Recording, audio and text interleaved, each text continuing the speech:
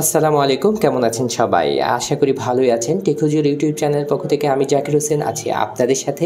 আজকে দেখাবো নতুন একটি ফোল্ডিং ফোন। এটা বেঙ্গলের BG02BD। তো এই মডেলটি ফোল্ডিং একটি ফোন। আর যারা ফোল্ডিং ফোনের প্রতি আগ্রহী তাদের জন্য মূলত আজকের এই ভিডিও। তো এই ফোনটির প্রাইস করা হয়েছে মাত্র 1590 টাকা। আর এই প্রাইসের মধ্যে এই ফোনটি কেমন হবে বিস্তারিত জানার জন্য সম্পূর্ণ ভিডিওটি দেখুন। আর আপনি যদি আমাদের চ্যানেলে নতুন দর্শক হয়ে থাকেন, চ্যানেলটি সাবস্ক্রাইব করে আমাদের সাথেই থাকুন। তো চলুন শুরু করা যাক।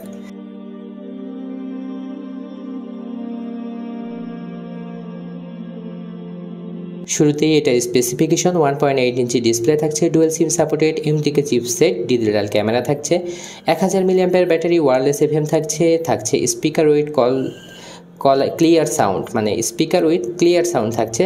এখানে থাকছে অটো কল রেকর্ডিংয়ের সুবিধা, ব্লুটুথ, তারপরে থাকছে প্রিন্টিং বডি, মানে গ্লোসি একটি ফিনিশ থাকবে, ফোল্ডিং হ্যান্ডসেট। তো আমরা আনবক্সিং করে দেখে নিব।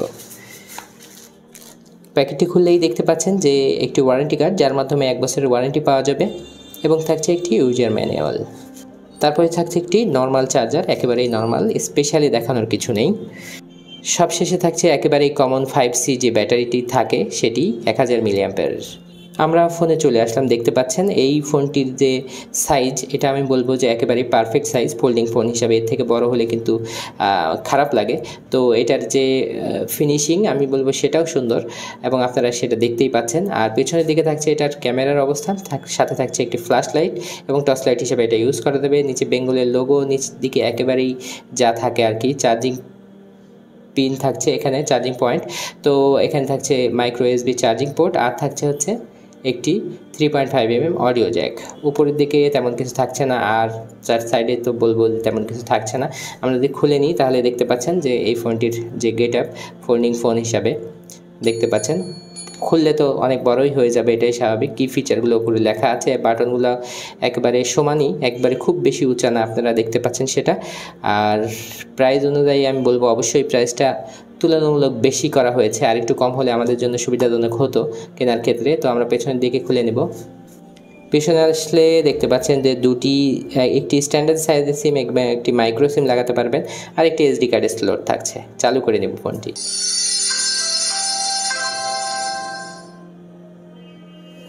ফোনটি চালু হয়ে গেল। এখানে ডিসপ্লেটা আরেকটু বড় করা যেত, এটা 1.8 ইঞ্চি ডিসপ্লে। আর যথারীতি এটার যে মেনুগুলো খুবই কম মেনুর মধ্যেই সীমাবদ্ধ, 9টি অপশন অনলি, এবং থাকছে কল রেকর্ডিংয়ের সুবিধা। আর সেটিংয়ে যা যা থাকে ঠিক তাই আছে, মানে খুবই কমন, যেগুলো স্পেশাল কোনো ফিচার আমি এখানে লক্ষ্য করছি না।